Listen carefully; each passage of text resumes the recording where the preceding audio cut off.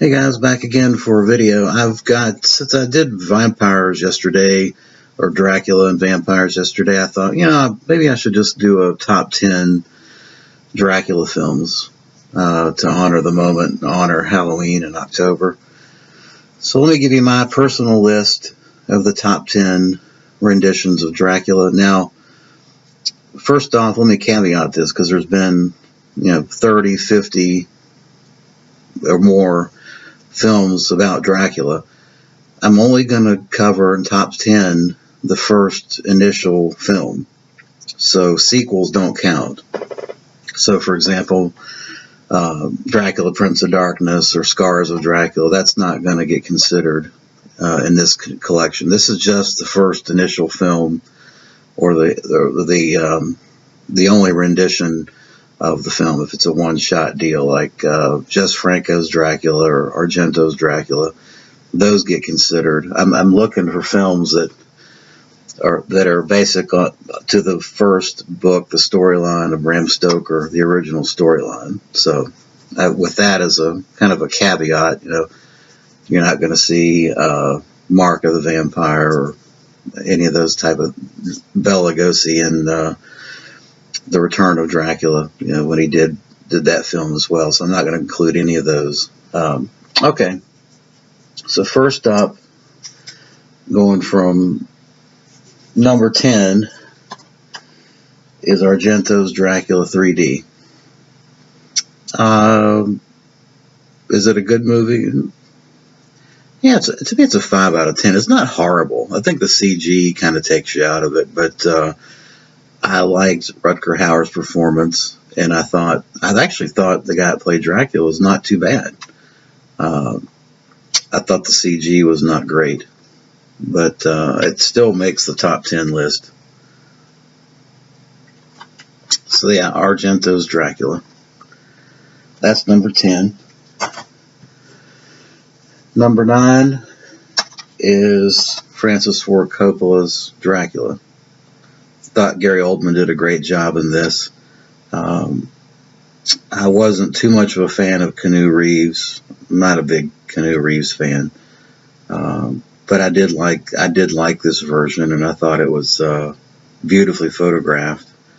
It's just not my personal top 2 or 3 Dracula films, but it's certainly in the top 10.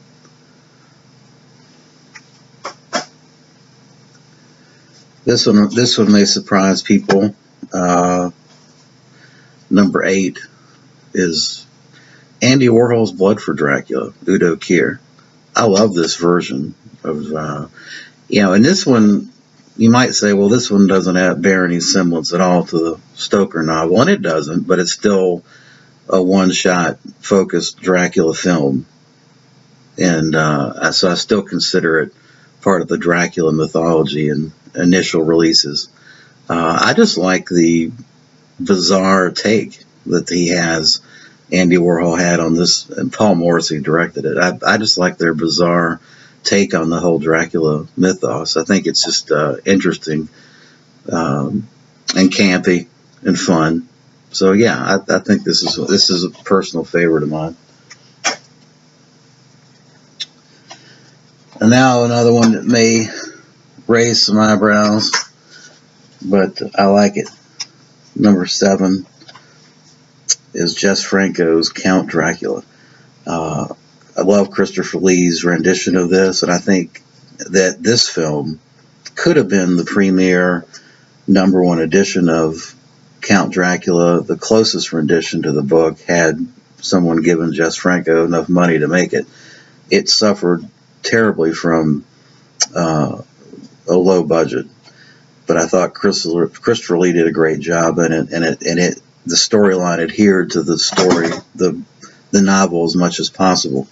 Of course, I've got, as with any addict, I've got multiple editions of this. I've got this rip I originally bought before anything was out, and then I've got this special edition, which I think has some additional.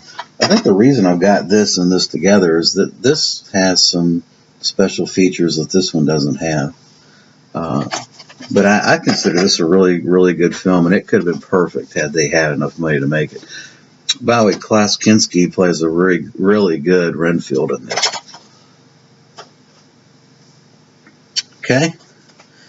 Next up is the classic Bela Lugosi Dracula. I think he certainly set the tone and the example of how to play Dracula. It's just not a good. It's not in when you line it up with all the adaptations of Dracula. It's just not the best film in my opinion. But it's a beautiful, haunting film, and in its own right, it's certainly a classic film. There's no doubt about that. And Bela made this his role. No doubt about that as well. Number 5. I talked about this in the 100 horror movie update, but this is Frank Langella's Dracula. I think this is a great story. And interestingly enough, this one doesn't do any of the Transylvania scenes. It starts with the boat arriving in England, which was ballsy, really. I think it could have been a disaster to cut out what for most people would be the Transylvania scene and the meeting in the castle between Harker and Dracula. Those are classic moments in the book and many films that are just simply stripped out of it in this film. But the film works. It works in so many respects. It's a great movie. So this is my top 5. Number 5. Number 4. And this is not easy because the difference between some of these films for me personally is very, very, very, very slim. But I got this as number 4. This is, of course, the classic film of Christopher Lee, Horror of Dracula. This set the tone and the example of how to make a gothic horror film, along with Curse of Frankenstein by Hammer Films. This was the tone setter for all the following horror movies in the 70s and 80s and onward, in my opinion. A great classic. Peter Cushing plays Van Helsing to a T. And that partnership, which started with this film and Curse of Frankenstein, is just probably 2 actors as partners in films in horror, at least. I can't think of anyone better than Cushing and Lee. It's kind of like Laurel and Hardy in comedy. I mean, they're just perfect for each other. Love it. Number 3 is my DVD-R rip of Louis Jourdan playing Dracula. This is the BBC 1977 film. It's 2.5 hours. But this rendition is the closest thing to the book that you're going to get. And I think it's well nigh perfect. Because it's a TV film made by the BBC, from a special effects standpoint, it's not going to hold up to a lot of the movies, but I still think it's fantastic. Fantastic movie. And this is the best of the Count Dracula renditions, in my opinion.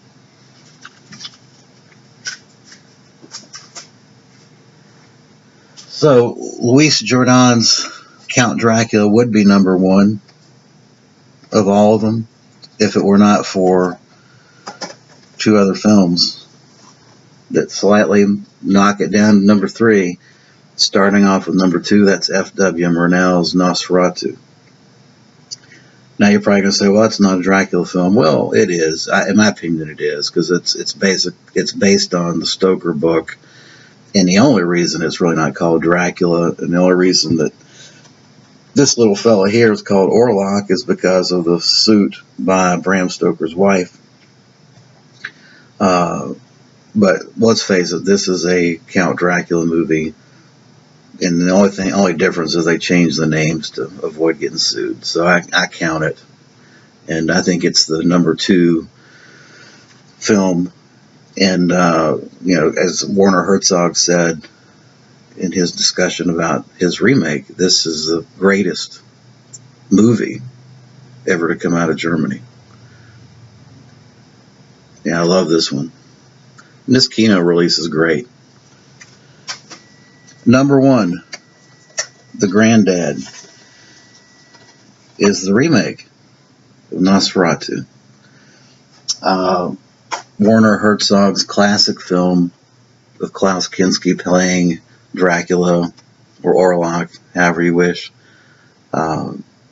Unparalleled for cinematography, story, scare effects, moodiness, creepiness, atmosphere, pace, everything. This is a 10 out of 10.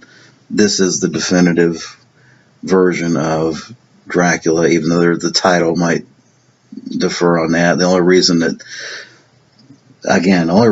this title is Nosferatu is because of the legal issues and suit around Bram Stoker's wife, but I consider it the definitive Dracula film. This steelbook is a nice copy of the film. It's got audio commentary, etc. This film was plagued by problems when it was being made. This film grabs you too. I mean, it grabs you from the first frame. The first frame is Warner went to Mexico to film the mummies, real mummies, that had died in a cholera epidemic in 1833. And so he arranged these mummies in the opening scene, and it really sets the tone and the mood for the film. It's the most beautiful, creeping, disturbing looking image that you can see. And the music, the haunting music that goes along with it is great. Of course, Kinski fought with a lot of people on the set, but his performance and Warner's direction of Kinski and their homage to 1922 film has to be admired, because they did it in such a fashion that they were able to, in my opinion, one-up a classic film, F.W. Murnau's film. I love this movie to death. The problems he had, Warner was accused of animal cruelty. You see later in the film, there's a plague caused by the vampire. There's rats running around. At one point, he'd tried to release 11,000 rats and got shut down. He apparently took the rats to color them gray. He dipped them in some kind of dye, and he had animal rights activists all up his case about that. But with all the problems fraught with this production, this is the baby. This is the granddaddy Dracula film. So, at any rate, appreciate you watching. I don't have to agree with my list, but there's my top 10. Thanks.